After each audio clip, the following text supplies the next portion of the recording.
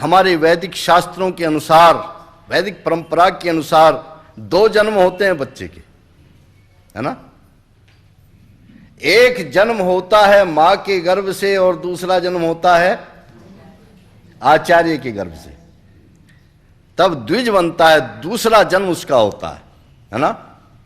जब गुरुकुल में ब्रह्मचारी को ले जाते हैं तो ले जाकर उसे कहते हैं, आचार्य आपके गर्भ में हम अपने बच्चे को स्थापित करते हैं। अभिमन्यु ने जहां से शस्त्र विद्या का ज्ञान प्राप्त किया, चक्रव्यूह का भेदन करना सीखा, वह किसी और आचार्य के गर्भ में नहीं सीखा, अपितु वह भी दोनों ही गर्भ माता के थे, है ना। क्योंकि सुभद्रा कोई सामान्य महिला नहीं थी, श्री कृष्ण की बहन थी, अर्जुन की पत्नी थी, है ना। और प्रमाण मिलता है इसका आगे चल करके, जिस समय अभिमन्यु काल बनकर के कौरवों की सेना पर टूट पड़ा, ऐसे ऐसे अजय महारथी उसके सामने से हटने लगे, जिनके नाम को सुनकर सैन्य दल थर्रा उठता था। कर्ण जैसा महारथी, द्रोणाचार्य जैसा महारथी, कृपाचार्य जैसे उसके सामने से हटते चले गए और वह काल बनकर के कौरवों की सेना पर टूट पड़ा। उस समय दुशासन दौड़ करके द्रोणाचार्य के पास आते हैं और दुशासन ने आकर के पूछा, हे आचार्य, इस पृथ्वी पर इस समय 2 ही आचार्य ऐसे हैं जिनके शिष्य शस्त्र अस्त्र विद्या में निपुण हैं, एक आप हैं और दूसरे परशुराम हैं। आपके शिष्य कौरव और पांडव हैं और परशुराम के शिष्य भीष्म पितामह हैं, यह कर्ण है। लेकिन यह जो कौरवों की सेना पर काल बनकर के टूट रहा है, नहीं आपका शिष्य है, नहीं यह परशुराम का शिष्य है। यह किसका शिष्य है जो आज कौरवों के ऊपर काल बनकर के मंडरा रहा है? उस समय द्रोणाचार्य कितना सुंदर उत्तर देते हैं, सुन दुशासन, यह जो आज तुमको काल रूप में दिखाई दे रहा है, यह किसी और गुरु का शिष्य नहीं, यह तो अपनी माता रूपी गुरु का शिष्य है। इसको यह विद्या सुभद्रा ने सिखाई है, क्योंकि जब से यह गर्भ में आया था तब से वीरता का पाठ पढ़ाना शुरू कर दिया था।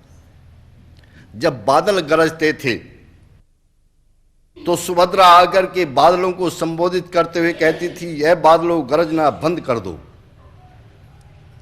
क्यों? कि तुम्हारी गरजने की आवाज ऐसी लगती है जैसे हाथी चिंगाड़ते हैं, और तुम्हारी चिंगाड़ने की आवाज को सुनकर मेरे गर्भ में जो शेर पनप रहा है वह उलाचे भरता है कि मैं आकर के इन हाथियों का मान मर्दन करूंगा। माता संस्कार दे रही, माता चाहती है गर्भ में ही ऐसे संस्कार शिशु को दे सकती है कि वह विद्वान बन जाए। मदालसा का उदाहरण आपके सामने, शुद्धो असि बुद्धो असि निरंजनो असि संसार माया परिवर्जितो असि। गर्भ से ही उपदेश दे रहे बच्चे को। जन्म हुआ बच्चे का, बड़ा होता गया, मां का उपदेश सुनते सुनते काशाय वस्त्र धारण किए जंगल को निकल गया। दूसरा बेटा उत्पन्न हुआ, उसको भी इसी प्रकार से उपदेश किया, बड़ा हुआ, वह भी निकल गया। तीसरा बच्चा हुआ, वह भी निकल गया। अब तो मदालसा के पति हाथ जोड़कर खड़े हो गए, देवी क्या सारे ही बच्चे सन्यासी हो जाएंगे? इस राजकार्य को कौन चलाएगा?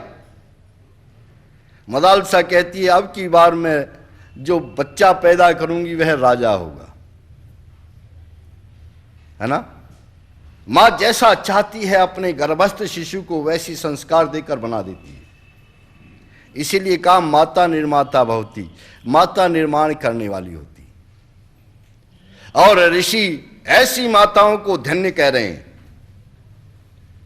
धन्य कह रहे हैं ऐसी माताओं को जो गर्भाधान से लेकर, जन्म से लेकर नहीं लिखा है, गर्भाधान से लेकर जब तक विद्या पूर्ण न हो जाए तब तक बच्चों को सद उपदेश करती रहे। इसके आगे जब बच्चा पैदा होना होता है उस समय से लेकर के और किस किस प्रकार से हमें उसका लालन पालन करना चाहिए, यह आप महर्षि स्वामी दयानंद सरस्वती द्वारा लिखित संस्कार विधि में पढ़ें। सत्यार्थ प्रकाश में भी बड़े विस्तार से दिया है, क्योंकि उन चीजों को खोल करके इस प्रकार से खुले मन से नहीं बताया जा सकता। संस्कार विधि मंगाएं, सत्यार्थ प्रकाश अपने घर में मंगा करके पढ़ें, आपको पता लगेगा इस समाज का निर्माण करने के लिए हम उत्तम संतान का निर्माण कैसे करें। हां, जब बच्चा थोड़ा संभल जाए उसके पश्चात हम बच्चे को कैसी शिक्षा दें, यह आगे विवेचन करना शुरू किया है। कई लोग हमसे कहते हैं आपने एक पक्ष की बात कही, दूसरे पक्ष की बात आपने नहीं कही। दूसरा पक्ष कौन सा है? पिता का पक्ष। क्योंकि ऋषि लिखते हैं कि माता और पिता दोनों ही धन्य हैं, दोनों को ही संतान के निर्माण में तपस्विता का जीवन जीना चाहिए, तपस्वी जीवन जीना चाहिए। कई लोग कहते हैं पिता का क्या दायित्व है? आप जरा छांदोग्य उपनिषद उठा करके पढ़ें। महर्षि ने सत्यार्थ प्रकाश में भी उस विषय पर प्रकाश डाला है। जब जीवात्मा एक शरीर को छोड़कर दूसरे शरीर को धारण करने के लिए उद्यत होता है, वह सबसे पहले पुरुष के शरीर में प्रविष्ट होता है। औषधि के द्वारा, अन्न के द्वारा, जल के द्वारा, किसी भी माध्यम से, और वहां से पुरुष के शरीर से पूरे तत्व लेकर के, ये जो वंशानुगत गुण आते हैं ना, ये इसीलिए आते हैं। पिता के गुण बच्चों में देखे जाते हैं, इसीलिए देखे जाते हैं। वहां से सारे गुण लेकर के तब माता के गर्भ में प्रविष्ट होता है। इसलिए हम इतना कहकर के संतोष कर लें माता निर्माता भवती, पूरा नहीं है, वाक्य अधूरा है। ये तो सही है कि निर्माण करेगी मां, निर्माण करने वाली है, लेकिन किसका करेगी? एक व्यक्ति एक कुम्हार के पास में पहुंचा, कुंभकार के, और जाकर पूछने लगा, भाई साहब आप घड़ा बनाना जानते हैं? कुंभकार ने कहा मेरा काम यही है भाई, देखो आपको दिखाई दे रहे हैं एक से एक घड़ा है, जैसा आप चाहें वैसा घड़ा बना सकता हूं। आने वाले व्यक्ति ने कहा मैं ठीक जगह पर आ गया हूं। साथ में थोड़ी मिट्टी लिए हुए था, उस मिट्टी को कुम्हार के सामने उड़ेल करके कहा देखो मिट्टी साथ लाया हूं, इस मिट्टी से आप घड़ा बनाओ। कुंभकार ने उस मिट्टी को हाथ में लेकर के इस तरह करके देखा और आने वाले व्यक्ति से बड़े नम्र शब्दों में कहा, श्रीमान जी इस मिट्टी से घड़ा नहीं बनेगा। आने वाले व्यक्ति ने कहा देख अब तक मैं बहुत आराम से तुझसे कह रहा हूं घड़ा बना दे, किंतु अब अगर तूने मना किया ना, क्योंकि पहले कह चुका है मुझसे कि मैं घड़ा बनाना जानता हूं, तो साथ में एक लाठी भी लाया हूं, इसको देख ले और फिर हाँ या ना करना। कुंभकार ने कहा भाई साहब चाहे जान से मार दो, जिस मिट्टी से घड़ा बनना संभव ही नहीं उससे घड़ा कैसे बना दूं? घड़ा बनाना जानता हूं, लेकिन उसके लिए अनुकूल मिट्टी होनी चाहिए, उपयुक्त मिट्टी होनी चाहिए। बिना उस मिट्टी के घड़ा नहीं बनाया जा सकता। ठीक यही स्थिति हमारी है। जिस चीज का हम निर्माण कर रहे हैं, निर्माण के लिए उपयुक्त सामग्री हमारे पास होनी चाहिए। सामग्री लेकर के आया है जीवात्मा पिता से। पिता ने तो शराब पी करके और अभक्ष्य पदार्थों का भक्षण करके और दुनिया भर के व्यसन करके इस शरीर में कोई ऐसा तत्व पैदा ही नहीं किया जिसका निर्माण हो सके, है ना। अब बच्चा वहां से लेकर क्या जाएगा? दुर्बल इंद्रिय होगा, दुर्बल इंद्रियों वाला होगा, कमजोर मन का होगा, रोगी होगा। फिर दोष कह देते हैं माता को, माता ने ऐसा बना दिया। माता ने ऐसा नहीं बनाया, माता को तो जैसा मिला वैसा बना दिया, है ना। सामग्री तो पिता के पास नहीं थी जिसका निर्माण हो सके। इसलिए कहा माता और पिता दोनों, यह विवाह हमारे यहां गृहस्थ आश्रम कोई मौज मस्ती की चीज नहीं है जैसा आज के हमारे नौजवान समझते हैं। यह तो तपस्या का जीवन है। समाज के, राष्ट्र के निर्माण का दायित्व है पति और पत्नी के कंधों पर। इस दायित्व का निर्वाह उन्हें करना है। और जब बच्चा पैदा हो जाए, थोड़ा बड़ा हो, उस समय कैसी शिक्षा उनको दें? बालकों को माता सदा उत्तम शिक्षा करे, जिससे संतान सभ्य हों और किसी अंग से कुचेष्टा न करें। जब बोलने लगे तब उसकी माता बालक की जिह्वा जिस प्रकार कोमल होकर स्पष्ट उच्चारण कर सके वैसा उपाय करे कि जो जिस वर्ण का स्थान प्रयत्न, अर्थात जैसे पै इसका ओष्ठ स्थान और स्पष्ट प्रयत्न दोनों ओष्ठों को मिलाकर बोलना, इस दीर्घ प्लुत अक्षरों को ठीक ठीक बोलकर सकना, मधुर गंभीर सुंदर स्वर, अक्षर मात्रा, पद, वाक्य संहिता, अवसान भिन्न भिन्न श्रवण होवे। वर्णाक्षर माला को माता पढ़ाए। दूसरा प्रमाण पहला मैं दे चुका था कि पहला शिक्षक माता को माना है। यहां ऋषि स्पष्ट लिखते हैं वर्णमाला को सबसे पहले माता बच्चे को सिखाए। किस वाक्य का उच्चारण कैसे होना चाहिए ये बच्चे को माता सिखाए। प्राय हम लाड प्यार में बच्चा तोतला बोलता है ना, तो हम भी तोतला बोलना शुरू कर देते हैं। अच्छा लगता है कि बच्चा तोतला बोल रहा है, हम भी उसी की तोतली आवाज में। अब बच्चा सोचता है कि मेरा तोतला बोलना माता पिता को अच्छा लग रहा है। परिणाम यह होता है कि बच्चे को तोतला बोलना और तोतले बोलने का अभ्यास हो जाता है। वह सदैव तोतला बोलने लगता है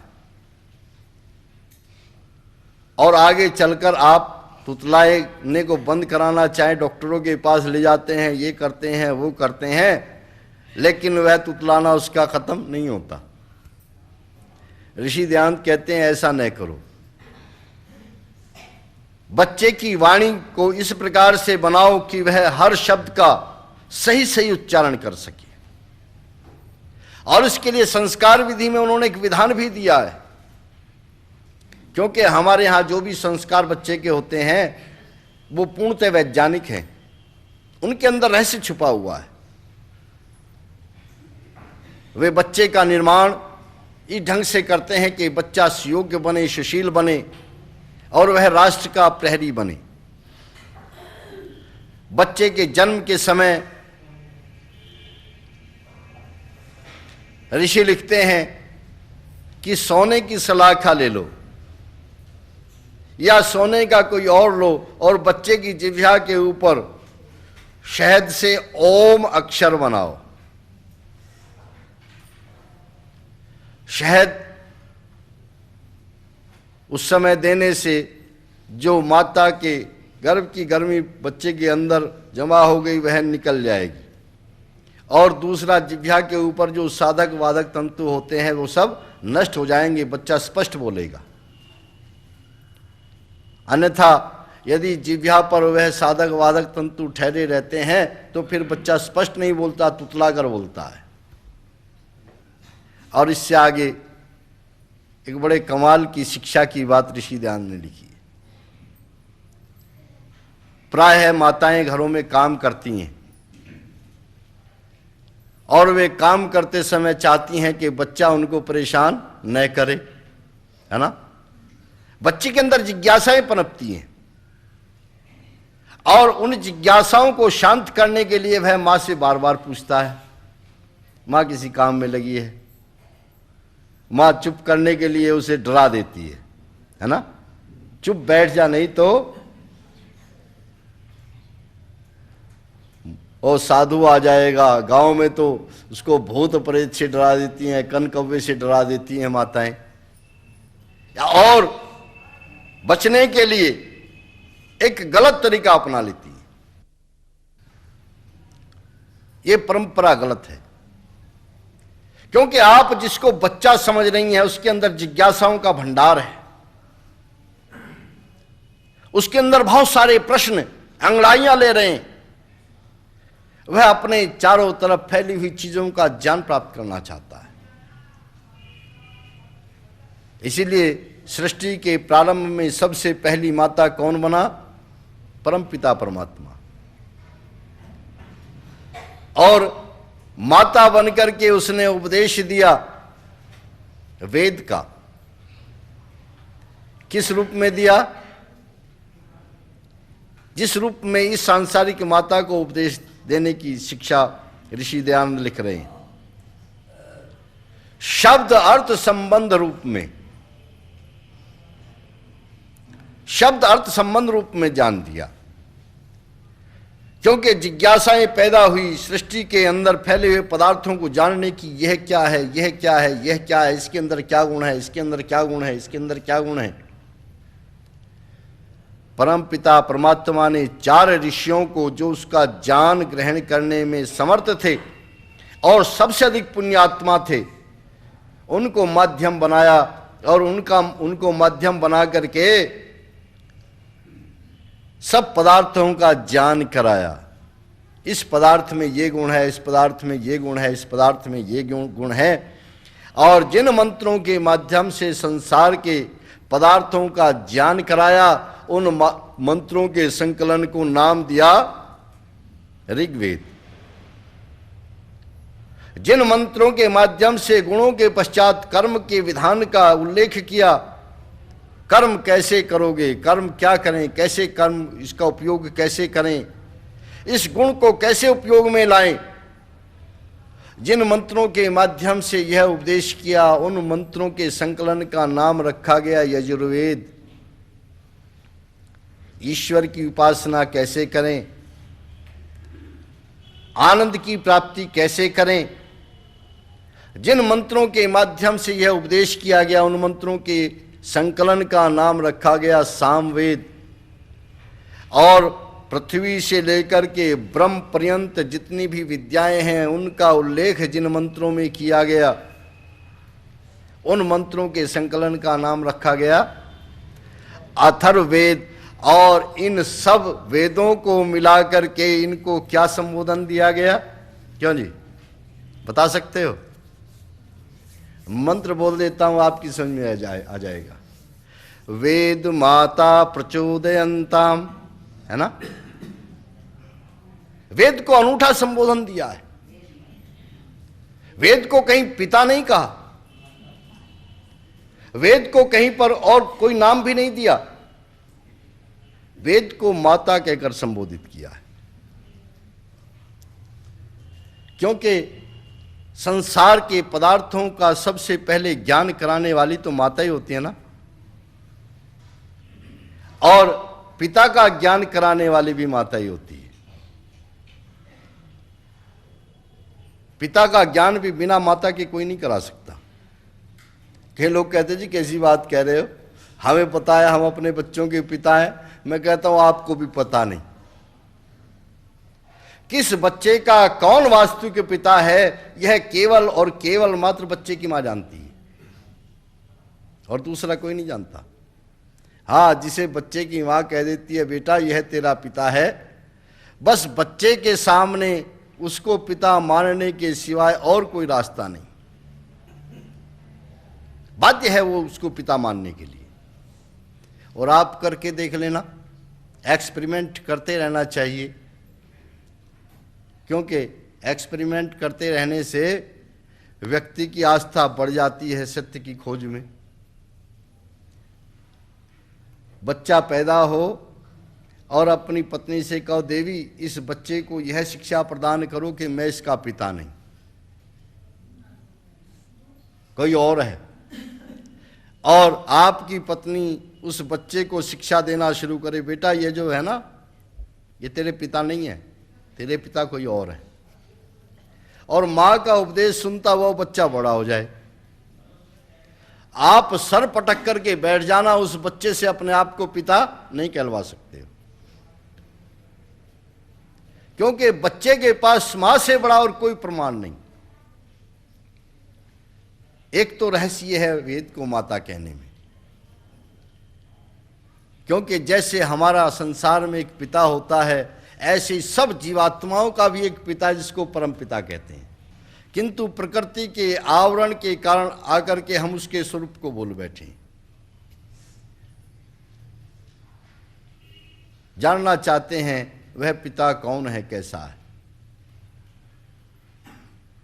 भटकते हुए घूम रहे हैं, यहां से वहां सबसे पूछते हैं मेरा पिता कैसा है। सभी दुनिया के धर्म ग्रंथ सारे लोग कहते हैं हमें नहीं पता, हमें नहीं पता।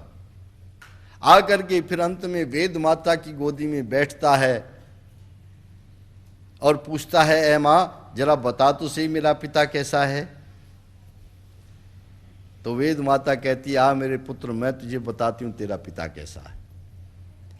स प्रज्ञात शुक्रम अकायम अवर्णम स्नाविरम शुद्धम पाप विद्धम कविर मनीषी परिभू स्वयंभू अर्थात तथ्यतो अर्थान व्यवधात शाश्वतीभ्य समाभ्य हिरण्य गर्भ समवर्तताग्रे भूतस्य जातः पतिरेक आसीत् सैदाधार पृथ्वीं द्यामुते माम कस्मै देवाय हविषा विधेम। ऐ पुत्र तेरा जो पिता है ना वह बड़ा विलक्षण है, वह कभी नस नाड़ियों के बंधन में नहीं आता, कभी जन्म ग्रहण नहीं करता, वह तो त्रिकालज्ञ है, वह इस सारी सृष्टि के अंदर जो भी जान है उस जान का आधार है और वेदों का ज्ञान देने वाला है। ये जितने भी सूर्य चंद्रमादि लोक लोकांतर तुमको दिखाई देते हैं ना पुत्र, ये सब उसी के गर्भ में अवस्थित हैं। इस सृष्टि के उत्पन्न होने से पहले भी वही विद्यमान था और आज भी पृथ्वी आदि लोकों को धारण कर रहा है। तब जीवात्मा पूछता है मां ऐसा वो मेरा पिता है तो उसका कोई नाम तो होगा ना, कोई नाम उसका होगा, किस नाम से संबोधित करूं जो मेरी पुकार को मेरा पिता सुने। तब वेद माता कहती है हिरण्मयेन पात्रेण सत्यस्सा पीहितम मुखम युवसावादित्य पुरुष सोवसाव्यहम ओम खम ब्रह्म। वह जो आकाश की न्याय सर्वत्र ओतप्रोत हो रहा है ना पुत्र तेरा पिता, उसका जो नाम है वह ओम है। जैसे वेद माता और वेद माता को देने वाला परम पिता परमात्मा रूपी माता सब जीवों को सदुपदेश करती है, ऐसे ही संसार की माताओं को सबको अपने बच्चों को उपदेश करना चाहिए, शब्द अर्थ संबंध रूप का ज्ञान कराना चाहिए। क्योंकि जब बच्चा जन्म लेता है जिज्ञासाएं पैदा होती है, कोई चीज सामने दिखाई देती है तो बच्चा माँ की उंगली पकड़ करके लाता है और इशारा करके पूछता है माँ वो। माँ जिस भाषा में जिस रूप में जो नाम दे देगी बच्चा उसी को उस विषय के साथ में जोड़ लेगा। अगर माता कहे कि बेटा यह ट्री है ना, तो ट्री शब्द जोड़ लिया उस विषय के साथ उसने। माता कहेगी पुत्र यह वृक्ष है तो वृक्ष शब्द जोड़ लिया। और माता कहेगी बेटा यह पेड़ है तो पेड़ शब्द जोड़ लिया। और यदि दक्षिण में है और दक्षिण में कहे बेटा ये झाड़ है तो झाड़ शब्द जोड़ लेगा, है ना। इसलिए माता को बहुत सतर्क रहना है। आज मेरी संस्कृति बड़ी खतरे में है। राष्ट्रभाषा जो गौरव का विषय है हमारे जीवन से